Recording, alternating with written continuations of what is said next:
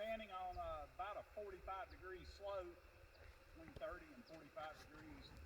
This was all covered in pine trees about a decade ago, and I've cleared it and stumped it and tried to get it to turn to pasture, but I've not been able to really mow it with anything. I've tried a Kubota tractor with flail mowers and bush hogs, and it's a good way to kill yourself.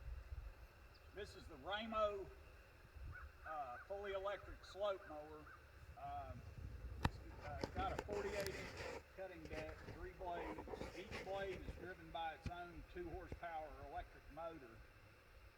No belts. If it gets jammed against something, it just stops. The controller automatically cuts the power, and whenever it frees up again, it takes off.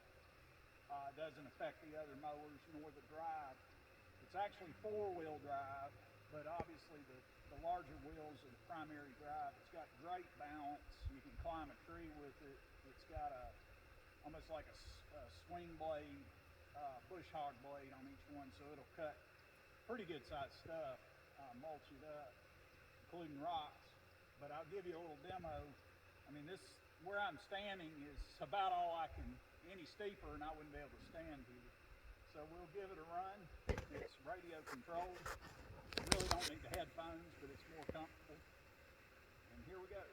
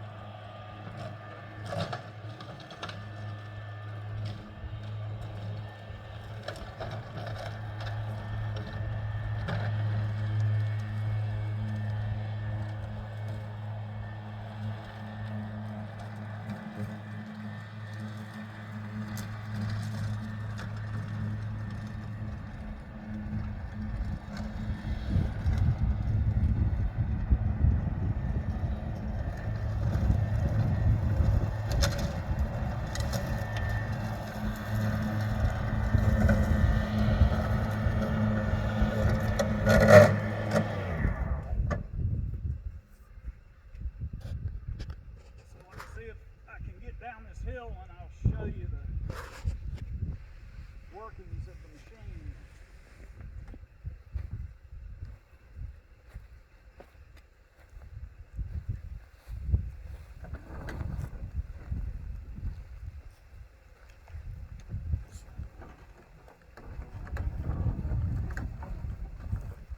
again, the center of gravity is so low, I think it would slide before it rolled unless you hit a drop off or tipped it somehow.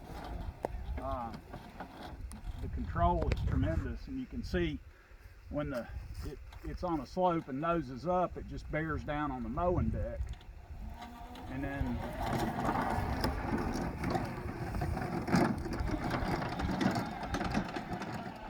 going up, the rear wheels take the load and they drive too. So it's got really good traction. As I said, it's fully electric. Each blade is driven by its own electric motor. Directly, the blade itself is mounted onto the motor spindle, so there's nothing to slip. And I've jammed it hundreds of times. They just stop. You get a little flashing red light, but nothing slows down or stops. The other ones keep cutting. The stump or the rock pops out of it, and you can hear it take right back off. It's really a very simple machine. Tremendously good balance. This is the battery pack. It's 8 kilowatts. I'm an old man, but I don't think I could run that battery dead without it killing me first. It would be at least 3.5, 4 hours. And this type of cutting, even for a young man, that's a lot of cutting. But we'll show it later. You pull this pin, you pull a lever, and this whole battery slides right out. So you can have multiple batteries. You can swap batteries. They also make a little Briggs & Stratton electric generator that sits in here and has a very small battery pack. But if you want to burn gas, you can mow indefinitely as long as you put gas in it, but it still maintains the electric drive. The motor controllers are up in here. Again, it's a very, very simple machine. The controls are really good. It's like anything, it takes a little getting used to, but this it starts the mower, activates it so it will move. You have to push both these forward to make the cutter come on. And as you can hear, it's, for what it is, it's very quiet. It's got 2 different cutting speeds, and it's got 2 different travel speeds. So you've got a joystick to push it forward and backwards and right and left. So the control's very easy. Got an e-stop. One complaint I've got is these are really nice joysticks. They're modular. If you take these 4 little screws out, the joystick unplugs and you can put a new one in. The problem is this one is to hold it for hours, moving it forward. My thumb started hurting, so I made this extension. Sure, people could argue it's less safe because it'd be easy to bump it, but you're driving a very very dangerous machine to begin with, so you probably need to keep some sense about it. But you know, they're sold a lot for solar farms. You can see how low the profile is. Stand next to it. And it's about knee high. So, and they actually make one, I think, that's a little lower profile than this. But they're really great for mowing under solar farms. I'm sure GPS automation will take over pretty quickly. What other application? Yeah. Well, you know, especially environmentally sensitive areas where you would trying to mow around water. We work on dams, hydroelectric power plants. For the utilities, they've gotten very sensitive to any kind of oil spill or gasoline or diesel spill, and so it's very good for that. Parked it on a rough. Let me show you the mowing deck.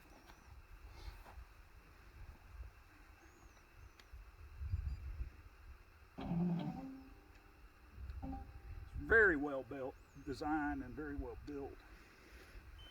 I've been very impressed with it. Very expensive.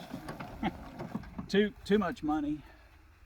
They're made in Europe, and can't remember now, Romania. Where's Romania? But I can't get this pin out. I was going to show you the mowing deck. They're quick release pins, but there it is. Pulling it wrong. They're kind of neat pins too. You push a release and it rolls the keeper back, so you don't have things to move.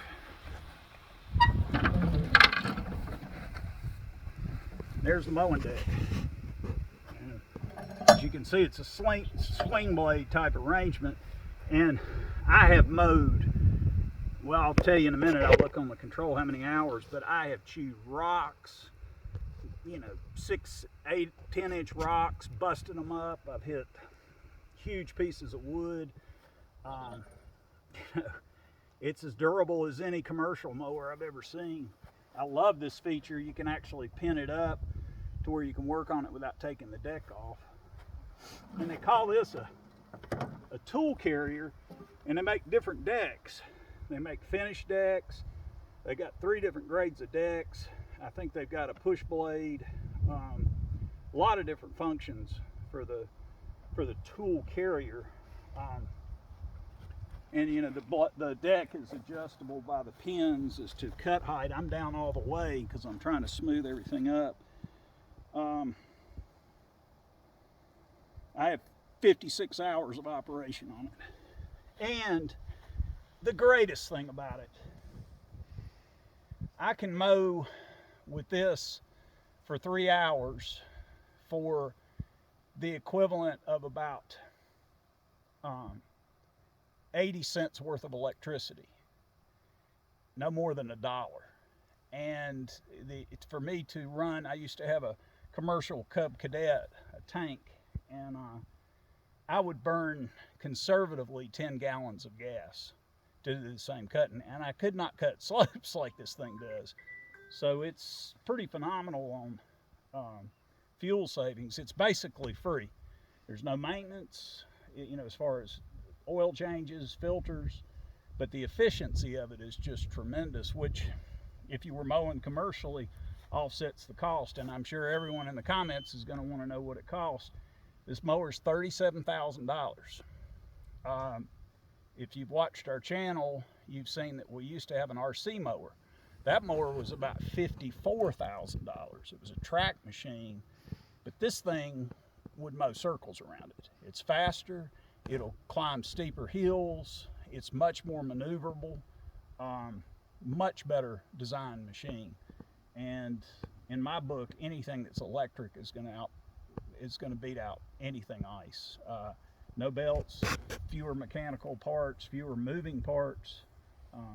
Christmas tree farm owners have asked about stumps. How would you address stumps with this machine? Well, I mean, like I said, I've hit rocks and I've hit stumps, but it's not going to mulch a stump. I don't know any mower that would. If it's a Christmas tree, don't typically have really big stumps. I would think if they're a year or 2 old, it would probably chew them up. But you saw the wear and tear on the blades. It's minimal, and I can't tell you how many. I've literally made a rock quarry around here cutting stuff up. Really like the machine. I don't know, you know, until you operate one and really experience it, that you can appreciate what a difference it is. But we'll get it down and look it over and pull the battery out and show some more things to it, because I'm sure there'll be some interest in it. But anyway, thought you'd like to see.